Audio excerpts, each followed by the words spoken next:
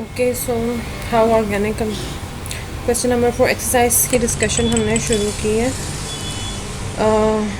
Fill in the blanks वगैरह MCQs छोड़ दिए हैं मैंने। क्वेश्चन नंबर 4 से स्टार्ट करते हैं। How organic compounds are classified, give suitable examples of each. तो ऑर्गेनिक कंपाउंड्स को कैसे क्लासिफाई किया जाता है, इसके लिए क्लासिफाई पहले एक्सप्लेन करना है कि कैसे क्लासिफाई किया जाता है। ब्रॉड क्लासिफिकेशन है, ओपन चेन और साइक्लिक, और फिर फर्दर इनकी आपने टाइप्स डिस्कस कर देनी। उसके बाद आता है कि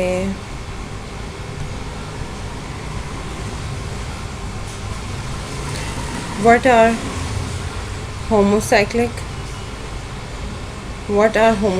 and heterocyclic compounds, give one example of each. ये भी पीछे है। Write the structural formulas of two possible isomers of C4H10। C4H10 के दो आइसोमर्स आपकी बुक में मेंशन है, एक N-ब्यूटेन और एक आइसोब्यूटेन। उनका आपने फार्मूला लिखना है। ये मैं बार बार बता रही हूँ कि ये फार्मूलाज नहीं होता, ये फार्मूलाए होता है। हमारे यहाँ पता नहीं ये गलत लिखा जाता है। फार्मूलाए, फार्मूला की प्लूरल फॉर्म होती है फार्मूलाए, ठीक है। तो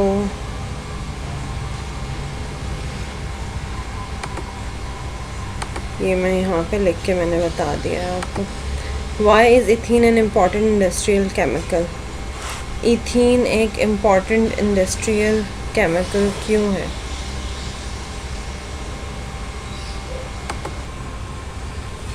ये यहाँ पे लिखा हुआ है कि besides increasing the yield of gasoline, cracking also produces large amount of useful byproducts such as ethene, propene, butene, when these are used। तो आपने यहाँ से इसका आंसर लेना है कि ethene and other chemicals like propene, butene and benzene are used for manufacturing drugs, plastics, detergents, synthetic fibers, fertilizers, weed killers and other important chemicals। तो इसका आंसर जो है ये यहाँ से आ जाएगा।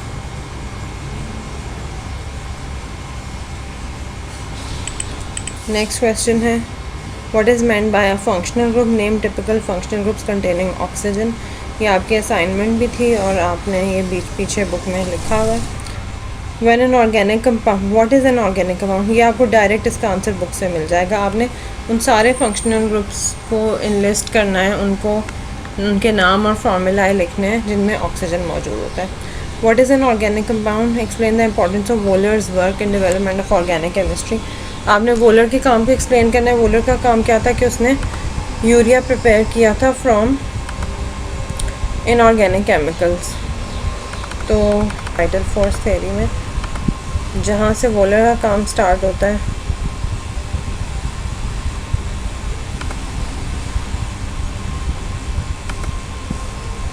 वो है ये।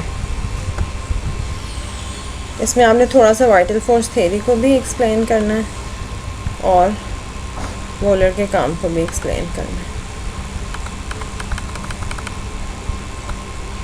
ये इस इक्वेशन के समेत, ये इक्वेशन में यहाँ पे एरो नहीं लगा हुआ, इधर एरो होना चाहिए था। ये यहाँ पे जो आपको बॉक्स नज़र आ रहा है बेसिकली ये एक एरो है इधर।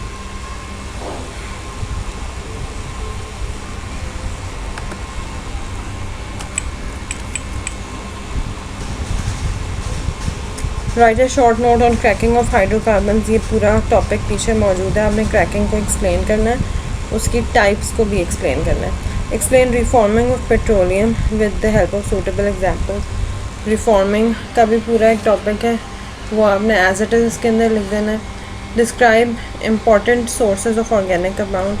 सोर्सेज ऑफ ऑर्गेनिक कंपाउंड्स को हमने डिस्कस नहीं किया पीछे पूरा टॉपिक, लेकिन ये कोल, पेट्रोलियम और नेचुरल गैस उनके complete topics. What is orbital hybridization, explain sp3, sp2 and sp modes of hybridization. ये पूरा टॉपिक एज सच आएगा इसके अंदर। Explain the types of bonds and shapes of molecules using hybridization approach. ये question number 14 है जो कि थोड़ा सा करने वाला है, ये मैं आपको अलग से करके बता देती हूँ इसका, और मैं इसकी वीडियो इसके साथ अटैच कर दूँगी। Why there is no free rotation around the double bond. and a free rotation around a single bond. Discuss cis trans isomerism. Question है कि डबल बॉन्ड फ्रीली रोटेट क्यों नहीं करता और ट्रिपल बॉन्ड जो है वो कैसे क्यों फ्रीली रोटेट कर सिंगल बॉन्ड कैसे फ्रीली रोटेट कर जाता है. नेक्स्ट है क्वेश्चन नंबर 15. चैप्टर 7 की एक्सरसाइज हम डिस्कस कर रहे हैं. क्वेश्चन है why there is no free rotation around a double bond and a free rotation around a single bond. Discuss this trans isomerism. Free rotation की बात की गई है कि डबल बॉन्ड के इर्द गिर्द फ्री रोटेशन क्यों नहीं होती और सिंगल बॉन्ड के इर्द गिर्द फ्री रोटेशन क्यों होती है. तो पहले हम कोई स्ट्रक्चर ड्रॉ कर लेते हैं जिसमें डबल बॉन्ड भी हो और सिंगल बॉन्ड भी हो. ये वाला स्ट्रक्चर है जिसमें ये डबल बॉन्ड है और ये वाला स्ट्रक्चर है जिसमें है सिंगल बॉन्ड. इसको मैं थोड़ा सा तिरछा करके बनाती हूँ. ये पहला कार्बन है और ये दूसरा कार्बन है. बेसिकली मैं इस इथेन के मॉलिक्यूल को बना रही हूँ. इसके पर भी हाइड्रोजन्स लगे हुए हैं. ये कार्बन और कार्बन के दरमियान का सिंगल बॉन्ड है. इस पर भी हाइड्रोजन्स लगे हुए हैं. अब होता ये है कि कार्बन कार्बन सिंगल बॉन्ड जो होता है ना उसके इर्द गिर्द फ्री रोटेशन होती है. फ्री रोटेशन का मतलब ये है कि ये वाला कार्बन और ये वाला कार्बन अभी इन दोनों के हाइड्रोजन आमने सामने, इनमें रोटेशन हो जाती है, बॉन्ड रोटेट कर जाता है और फिर ये एक दूसरे से ऑपोजिट हो सकते हैं.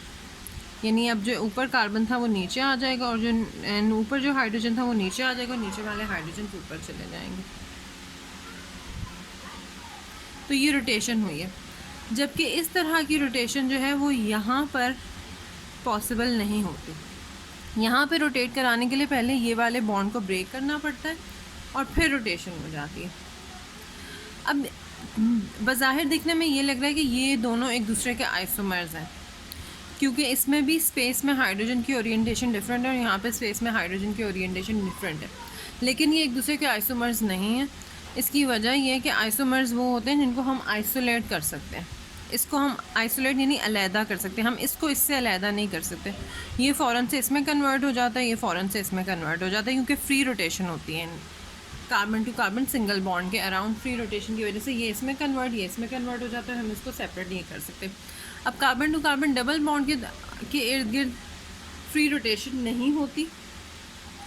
अगर हमारे पास सपोज़ ये ऐसा मॉलिक्यूल है कि इसके यहाँ पे CH3 है तो पहले ये वाला बॉन्ड ब्रेक करेगा, फिर रोटेशन होगी और फिर CH3 यहाँ पे आएगा, H यहाँ पे आएगा और फिर ये वाला बॉन्ड दोबारा बनेगा. और ये स्पेशल कंडीशंस में इससे इसमें कन्वर्ट होता है. हर वक्त रूम टेम्परेचर पे कन्वर्जन नहीं होती. ये वाला आइसोमर ट्रांस है और ये वाला है सिस. तो सिस से ट्रांस और ट्रांस से सिस हर वक्त रोटेशन नहीं होती. अब डबल बॉन्ड हम इसको इस तरीके से इमेजिन कर सकते हैं कि अगर ये सिंगल बॉन्ड है तो सिंगल बॉन्ड में आप देखें ये यूँ फ्रीली रोटेट कर सकता है, यूँ घूम सकता है क्योंकि ये इसमें सिंगल एक्सिस के इर्द गिर्द भी घूमना है तो ये इजीली घूम सकता है. जबकि अगर ये यहाँ पे डबल हो जाए तो अब दो एक्सिस आ गए. अब ये यहाँ पर लॉक हो गया है बिकॉज ऑफ टू बॉन्ड्स तो ये घूम नहीं सकता. घूमने के लिए ज़रूरी है कि पहले एक टूटेगा, फिर ये रोटेट करेगा और फिर ये जॉइन होगा दोबारा. तो डबल बॉन्ड में इसी तरीके से होता है कि कार्बन कार्बन डबल बॉन्ड की वजह से दो कार्बन आपस में लॉक हो जाते हैं और उनके इर्द गिर्द रोटेशन जो है वो डिफ़िकल्ट होता है.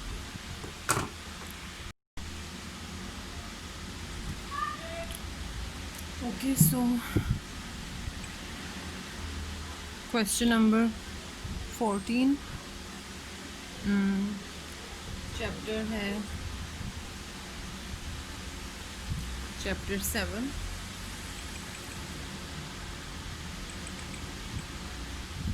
क्वेश्चन है कि explain the type of bonds and shapes of molecules using hybridization approach. तो हाइब्रिडाइजेशन अप्रोच से आपने सबसे पहली चीज़ तो टाइप ऑफ बॉन्ड्स बताना है और शेप्स ऑफ मॉलिक्यूल्स को एक्सप्लेन करना है. तो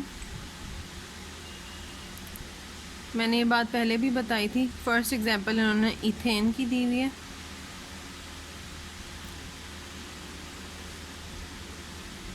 मैंने ये बात पहले भी बताई थी कि जहाँ कार्बन ने सारे के सारे सिंगल बॉन्ड्स बनाए हुए हों तो वहाँ पे कार्बन की हाइब्रिडाइजेशन होती है sp3।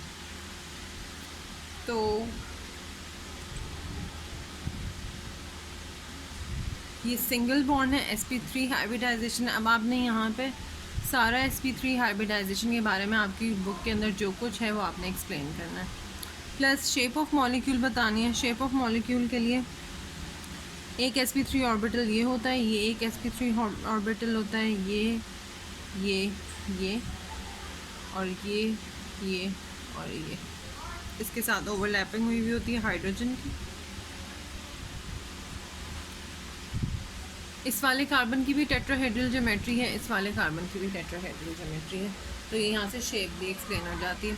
तो आपको कभी भी मॉलिक्यूल आए तो पहले आप ये फाइंड आउट कर लें कि इसमें कौन सी हाइब्रिडाइजेशन हो रही है, और फिर उस हाइब्रिडाइजेशन से रिलेटेड जो कुछ आपकी बुक में है उसको आपने एक्सप्लेन करना है।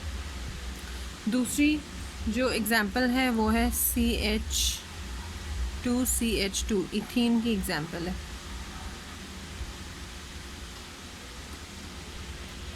इस एग्ज़ाम्पल में मैंने पहले ही बताया था कि कार्बन ने एक भी डबल बॉन्ड बनाया हो तो उस कार्बन की हाइब्रिडाइजेशन होती है sp2। तो अब आपको ये पता चल गया कि sp2 हाइब्रिडाइजेशन है, तो इसकी एक्सप्लेनेशन में आपने पूरी की पूरी sp2 हाइब्रिडाइजेशन को एक्सप्लेन करना है। नेक्स्ट एग्जांपल है CH, ये लिखा हुआ है लेकिन ये गलत है मॉलिक्यूल, इसकी जगह ये आना चाहिए था C ट्रिपल बॉन्ड C। जब भी कार्बन ने ट्रिपल बॉन्ड बनाया होता है तो उसकी हाइब्रिडाइजेशन होती है sp। यहाँ पे आपको पता चल गया कि इसकी हाइब्रिडाइजेशन sp है, तो sp से रिलेटेड पूरा टॉपिक। नेक्स्ट है CHOH, ये है फॉर्मेल्डिहाइड का मॉलिक्यूल। इसमें आप कार्बन को देखें, इसने डबल बॉन्ड बनाया हुआ है, जहाँ पे भी डबल बॉन्ड होगा तो उसकी हाइब्रिडाइजेशन होगी sp2।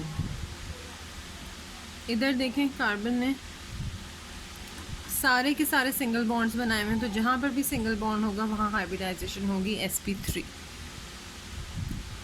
That's it.